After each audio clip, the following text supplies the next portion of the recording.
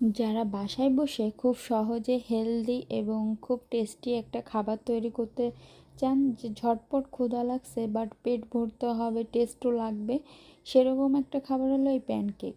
Pancake যেরকম খেতে test লাগে, সেরকম আবার পেটটাও ভরে যায়, আবার হেলদিও।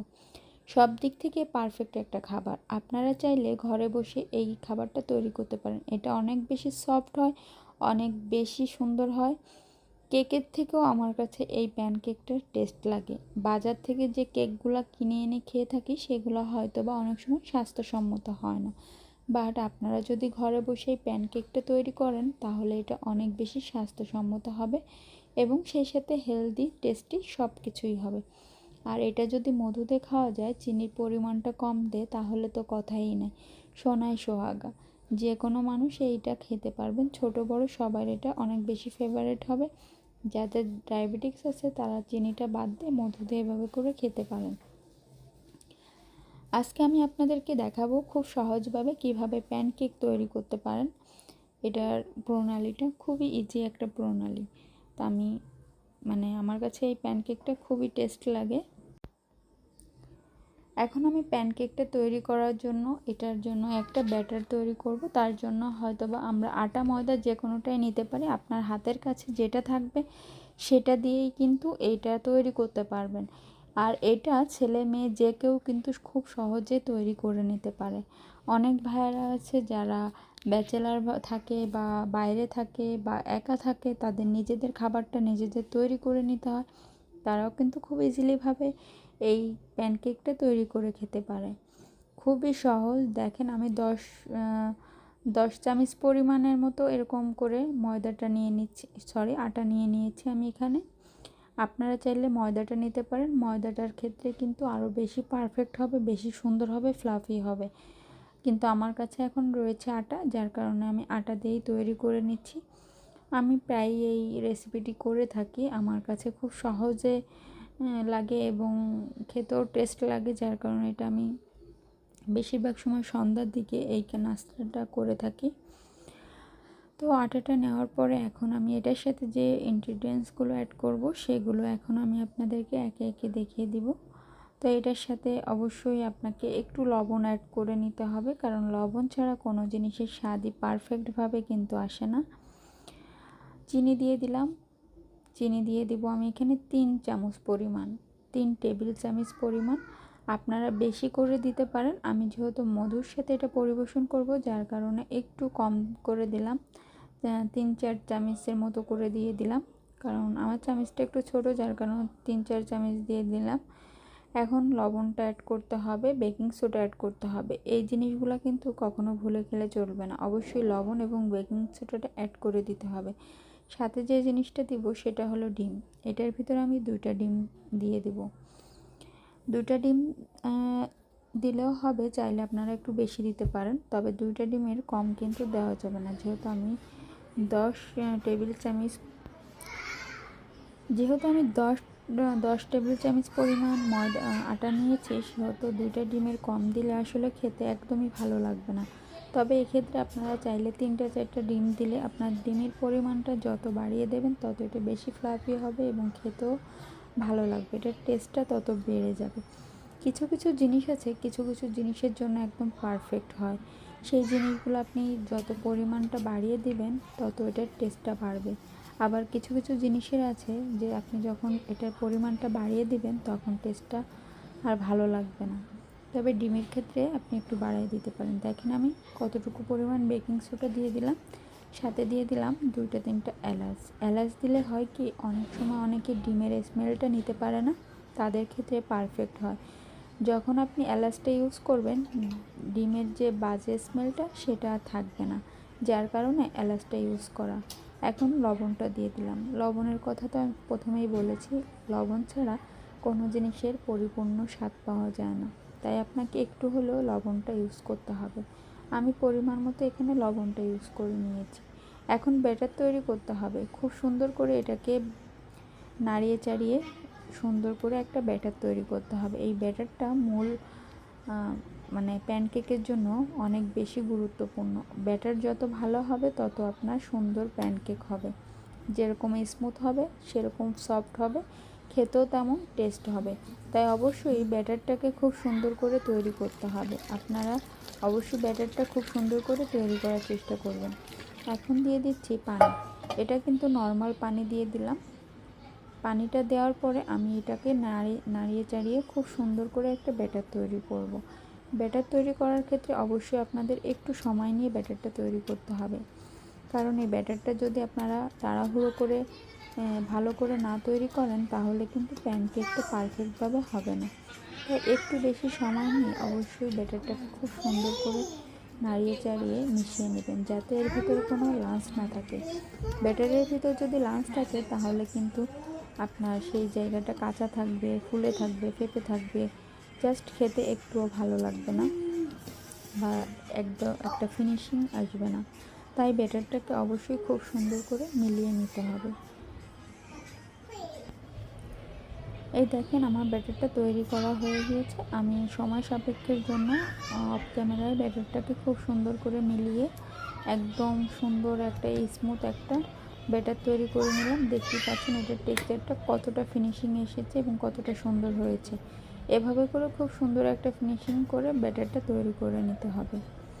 এখন যে কাজটা করতে হবে এখন হলো প্যানকেক তৈরি করার পালা। এত সময় আমরা প্রসেসিং করেছি প্যানকেকটা তৈরি করার জন্য। এখন আমরা প্যানকেকে তৈরি করার জন্য চলে যাব। ফার্স্টে একটা এরকম কড়াই চুলায় দিয়ে দিতে হবে। ফ্রাই প্যানটা চুলায় দিয়ে দিলাম। এখন যেটা করব এটা একটু যে কোনো একটা পরিষ্কার কাপড় দিয়ে বা নেটের ব্যাগ দিয়ে যাই হোক না কেন সেটা দিয়ে একটু সুন্দর করে মুছে নিতে হবে, বা চাইলে আপনাদের কাছে যদি ব্রাশ থাকে ব্রাশ করে নিতে পারেন। ব্রাশ দিয়ে এভাবে করে সুন্দর করে একটু ব্রাশ করে নিতে পারেন। অনেক বেশি তেল থাকা যাবে না, তাহলে সমস্যা। আবার একদম যাতে খসখসে না হয় কড়াইটা সেদিকে খেয়াল রাখতে হবে, কারণ সেক্ষেত্রে হয়তো বা লেগে যেতে পারে বা পুড়ে যেতে পারে। সেই জিনিসগুলো কিন্তু অবশ্যই খেয়াল করতে হবে। প্যানকেকটা একটু গরম হতে দিতে হবে। তারপরে প্যানকেকটা গরম হয়ে গিয়েছে। এখন আমি ডাউলের চামচে 2 চামচ পরিমাণ ব্যাটার এর ভিতর দিয়ে দিলাম। দিয়ে জাস্ট এভাবে করে একটু নাড়িয়ে দিব। এই প্যানকেকের ডোটা সুন্দর করে তৈরি করবেন এবং এটা বেশি পাতলাও করা যাবে না, বেশি একদম মোটাও করা যাবে না, মিডিয়াম সাইজে রাখতে হবে। যদি আপনার সময় কম থাকে সেক্ষেত্রে একটু পাতলা করতে পারেন, বা যদি একটু সময় থাকে তাহলে একটু হালকা একটু মোটা করার চেষ্টা করবেন, দেখতে সুন্দর লাগবে। আর যদি সময় কম থাকে তাহলে একটু পাতলা করলে তাড়াতাড়ি তৈরি করা যাবে। এটা মেবি 50 সেকেন্ডের মতো রাখতে হবে। আমি একটু বেশি টাইম ফার্স্টে রেখেছিলাম, তার পরিপ্রেক্ষিতে দেখবেন একটু বেশি লাল হয়ে গেছে। কিন্তু আপনারা অবশ্যই একটু কম টাইম রাখার ট্রাই করবেন। পুরোপুরি 1 মিনিট রাখার প্রয়োজন নেই, তাহলে এটা বেশি লাল হয়ে যাবে। উপর থেকে দেখলেই বুঝতে পারবেন যখন উপরটা একদম শুকায় যাবে তখন ওটাকে উল্টে দিবেন।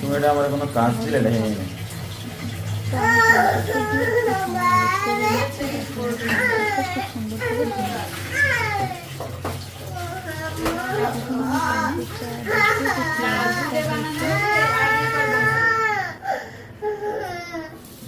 প্যানকেকটা দেখি এখন কেমন হয়েছে সেটাই দেখবো।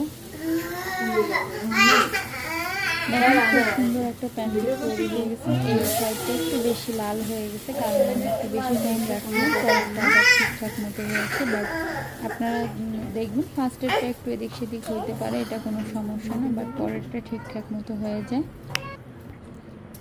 আমি আবারও একটা প্যানকেকের জন্য আবারও ব্যাটারটা দিয়ে দিলাম। আমি 2 চামচ আবারও ব্যাটার দিয়ে নিলাম। একটা এলাচ রয়েছে, সেটা চাইলে আপনারা উঠায় ফেলতে পারেন, চাইলে এটা রাখতে পারেন, এটা কোনো সমস্যা না। যাই হোক ব্যাটারটা আমি উপরে ছড়িয়ে দিলাম। অনেক বেশি মোটাও করিনি, অনেক বেশি পাতলাও করিনি। এখন আবারও আমি সেম প্রসেসে ঢেকে দেব। ঢাকনাটা দিয়ে এটাকে আমি আবারও ঢেকে দিব। এভাবে করে কিন্তু ঢাকনাটা দিয়ে ঢেকে দিতে হবে। ঢেকে দেওয়ার পরে আবারও কিছু সময় ওয়েট করতে হবে। আমাকে 50 সেকেন্ডের মতো বা 40 সেকেন্ডের মতো এরকম করে ওয়েট করতে হবে। আপনার চুলার আঁচের উপরে বা আপনার পাতলা বা মোটা এটার উপর কিন্তু এটার হওয়াটা ডিপেন্ড করে। আপনি যখন তৈরি করবেন তখন এটা বুঝতে পারবেন যে আসলে কত সময় রাখতে হবে বা কত সময় কী করতে হবে। কারণ আমি যদি এখন একটা টাইমটা আপনাকে বলে দিই তাহলে হয়তো বা আপনি যেভাবে করছেন হয়তো বা আগে তৈরি হবে বা একটু দেরি হতে পারে, সেক্ষেত্রে সমস্যা হবে। দেখেন এটা কিন্তু একদম পারফেক্টভাবে হয়ে গেছে এবং এতটাই স্মুথ হয়েছে এটা দেখতে পাচ্ছেন। ব্যাটারটা তৈরি করে আপনারা 10-15 মিনিট একটু রেখে দেবেন, সেক্ষেত্রে দেখবেন বেশি স্মুথ হবে এবং সুন্দর। তো এভাবে করে কিন্তু আপনারা প্রত্যেকটা প্যানকেক তৈরি করে নিতে পারবেন খুব ইজিলিভাবে। সুন্দর করে এই প্যানকেকগুলো তৈরি করা যায়, কোনো ধরনের কোনো প্রবলেম হয় না। আমি এই যে এটা এখন উঠায় দেখাবো যে কতটা সুন্দর স্মুথ হয়েছে এবং অপর পাশটা কেমন হয়েছে সেটা আপনাদের সাথে শেয়ার করছি স্ক্রিনে, আপনারা দেখুন। এটা আমি একটু চেপে চেপে নিচ্ছি যাতে অপর পাশটা খুব সুন্দর করে হয়ে যায়। দেখেন এটা কিন্তু আমার কমপ্লিট হয়ে গেছে। এখন আমি প্যানকেকটাকে তুলে নেব।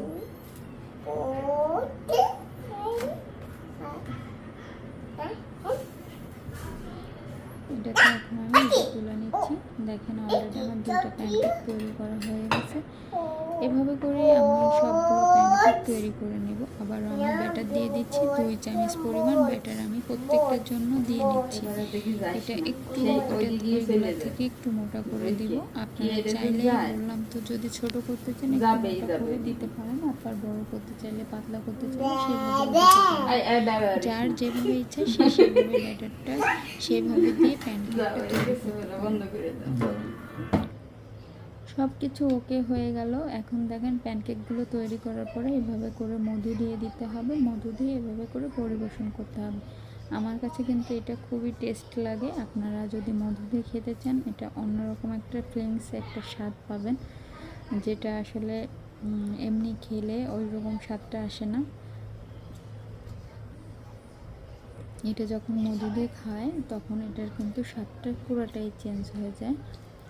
তা আপনারা এটা বাসায় অবশ্যই ট্রাই করবেন। যারা ঝটপট রেসিপি করতে চান তাদের জন্য পারফেক্ট। এটা বাচ্চাদের জন্য কিন্তু খুব একটা হেলদি একটা খাবার এবং বড়দের জন্য খুব হেলদি একটা খাবার, যে কেউ যে কোনো সময় এই খাবারটা তৈরি করে খেয়ে ফেলতে পারেন। এত সময় যারা আমার ভিডিওটা দেখছেন সবাইকে অসংখ্য ধন্যবাদ। সবাই আমার ভিডিওটা দেখার জন্য এবং সবাই লাইক কমেন্ট শেয়ার করবেন এবং সবার কাছে কেমন লেগেছে অবশ্যই জানাবেন। এবং আমার পেজটা যারা এখনও ফলো দেন না তারা ফলো লাইক করে রাখবেন। এইগুলো কিন্তু অনেক বেশি স্মুথ এবং সফট হয়, আপনারা খুব সহজে এটা তৈরি করে বাসায় খেতে পারবেন। তো আজকে পর্যন্ত সবাই ভালো থাকবেন, সুস্থ